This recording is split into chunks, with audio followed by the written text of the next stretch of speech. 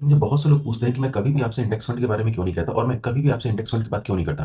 लेकिन जब भी मैं लॉन्ग टर्म इन्वेस्टमेंट की बात करता हूँ, जब मेरा टाइम होराइज़न 10 से 15 साल या उससे ज़्यादा का होता है, तो वहाँ पे देखा गया है कि इंडेक्स फंड के कंपैरिज़न में आपके नॉर्मल लार्ज कैप फंड, जो एक्टिव लार्ज कैप फंड रहते हैं, उनने ज़्यादा अच्छा रिटर्न बना के दिया है। और ये कम से कम 2 से ढाई परसेंट तक एक्स्ट्रा रिटर्न बना के आपको दे सकते हैं। और ये जो 2 से ढाई परसेंट का अमाउंट है, ये सुनने में तो बहुत कम लगता है, लेकिन अगर हम मान के चलें कि हमने 10 लाख रुपए का इन्वेस्टमेंट 15 सालों के लिए किया होता है, जहाँ इंडेक्स ने आपको 14.5% के आसपास का रिटर्न दिया है, तो वो वैल्यू 15 साल के बाद लगभग 75 से 76 लाख के आसपास होती। वहीं अगर मैं किसी लार्ज कैप फंड की बात करूँ, तो लार्ज कैप फंड ने आपको 16.5 से 17% के आसपास का रिटर्न दिया है।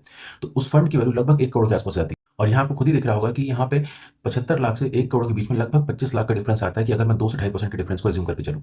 देखिए, बहुत बड़ा डिफरेंस होता है और मुझे लगता है कि लॉन्ग टर्म में आपको हमेशा से इंडेक्स फंड की जगह लार्ज कैप एक्टिव फंड एक अच्छा रिटर्न बना के दे सकते हैं। इसलिए मैं लॉन्ग टर्म के लिए हमेशा लार्ज कैप फंड के साथ जाना पसंद करता हूँ, इंडेक्स के कंपैरिजन में। हाँ, शॉर्ट टर्म के लिए आप चाहें तो इंडेक्स फंड में इन्वेस्ट कर सकते हैं। उसकी डिटेल वीडियो की लिंक हमने अपने डिस्क्रिप्शन में डाल दी है। आप चाहें तो लिंक को क्लिक करके डिटेल वीडियो को वॉच कर सकते हैं।